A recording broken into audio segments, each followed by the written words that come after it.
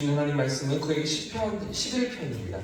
시편 11편 1절부터 7절까지의 말씀 같이 찾겠습니다. 구약에 810년에 있는 시편 11편 1절부터 7절까지의 말씀인데요.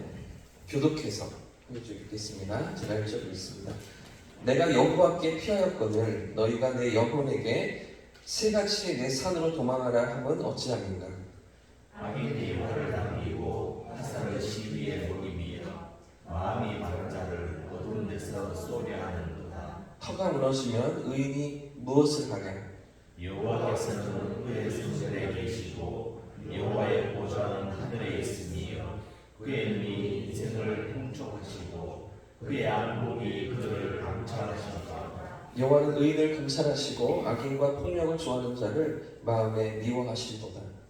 악인에게 눈물을 던지시니 불과 유황과 태우는 바람이 그들의 잔에 소득이 되리라. 같이 읽겠습니다. 여호와는 의로우사 의로운 일을 좋아하시나니 정직한 자는 그의 얼굴을 배웁니다. 아멘. 할렐루야. 지난 토요일부터 우리가 시편 통독을 이제 시작하고 있는데요. 이번 한 주간도 시편 말씀을 통해서 우리 삶에 가까이 다가오시는 하나님을 경험하시기를 축복합니다. 아멘. 이스라엘 땅은 석회 성분이 많다고 합니다. 그래서 이스라엘 땅 곳곳에는 동굴도 많이 있는데요.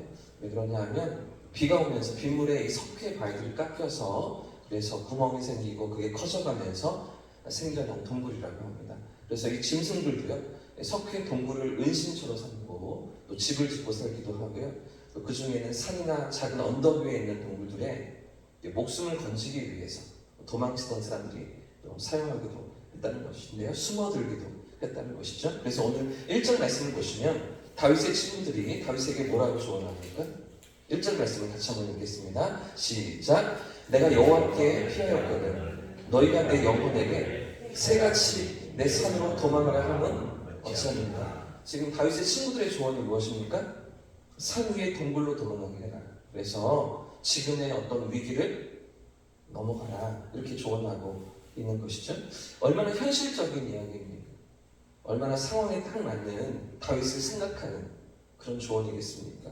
당장의 위협을 피하기 위해서 어딘가로 또 숨어드는 것, 또 도망치는 것, 굉장히 지혜롭고 또 도움이 되는 일이 아니겠습니까? 그런데 다윗은 이렇게 숨는 것이 해결책이 아니라고 말합니다. 그 이유가 무엇일까요? 다윗에게 완전한 피난처가 있기 때문이죠. 그 완전한 피난처가 누구십니까? 여호와 하나님이십니다. 다윗은 내가 여호와께 피하였다라고 고백하고 있는 것이죠. 그 하나님께 피하는 것이 더 안전하다. 더 나를 견고히 지키신다라고 고백하고 있는 것입니다. 여러분, 이전에도 말씀드렸던 것처럼 다윗의 삶에는 수많은 위기가, 위태로운 고비가 있었습니다. 청년 시절도 있었고요. 장년이 되어서도 있었고요. 노년이 되어서도 있었다는 걸 우리가 확인을 받았잖아요. 그런데 그의 인생의 곳곳에 계속되는 위기 속에서 여러 가지 위태로운 상황들 속에서 다윗은 그런 하나님의 손길을 도우시는 하나님을 경험했던 것인데요. 그 중에서도 사무엘상 18장과 19장에 보시면 이제 다윗이 가장 처음 맞닥뜨렸던 그런 위태로운 상황이 기록되고 있습니다. 이스라엘의 그때 당시 왕이었던 사울이요 다윗을 죽이려고 했던 것인데요.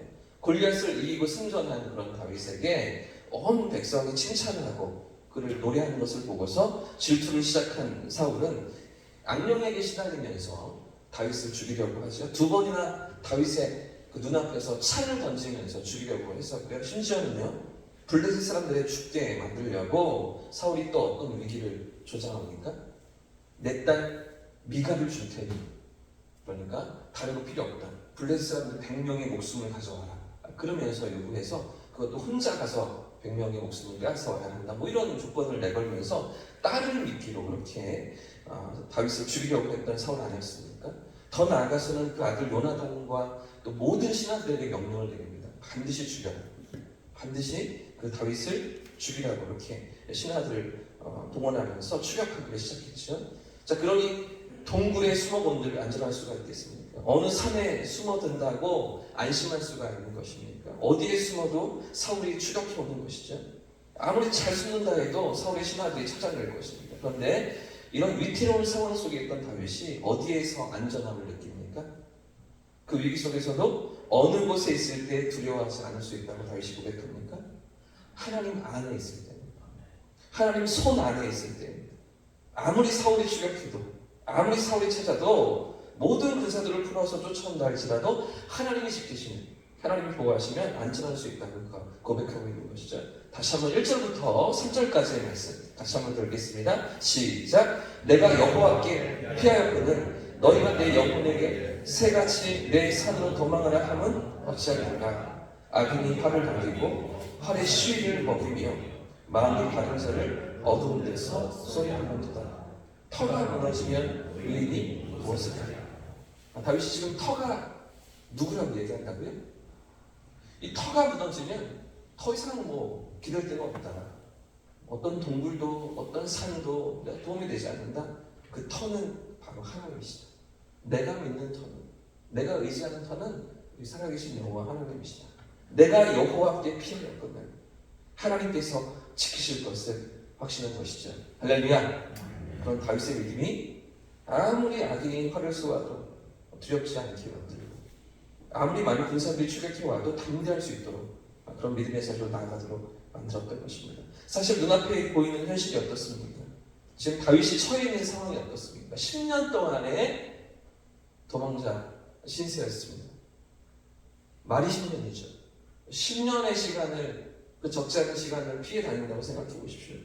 목숨이 경각에 놓여있다고 생각해 보십시오. 언제 어떻게 잡힐지 모르는, 언제 사울의 군사들이 들닥칠지 모르는 그런 불안한 가운데 10년의 세월을 쫓긴다고 생각해 보십시오.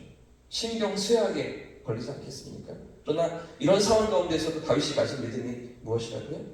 하나님이 나를 지키시고요, 하나님이 나를 보호하신다면 안전하다는 것이죠. 평안하다는 것입니다. 이런 확신이 다윗에게 있던 것이죠. 뿐만 아니라 다윗이 또 가졌던 또 하나의 확신이 있는데요. 5절과 6절 말씀도 같이 읽어보겠습니다. 5절과 6절 시작. 여호와는 의인을 감찰하시고 악인과 폭력을 좋아하는 자를 마음에 미워하시도다. 악인에게 그물을 던지시니 불과 유황과 태우는 바람이 그들의 잔에 솟기. 하나님께서 당신에게 피하는 자들을 지키실 뿐만 아니라 또 어떻게 도우신다고요?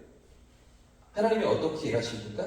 의인과 악인은 가려내시는 하나님이십니다. 그냥 두시고 방치하시는 하나님이 아니라, 모른 척 하시는 하나님이 아니라, 아무것도 하실 수가 없는 무능력한 그런 죽어있는, 잠들어있는 신이 아니라 의인과 악인의 삶을 감찰하시고 기억하시고 가려내시는 하나님이시다 라고 다윗이 고백하는 것이죠.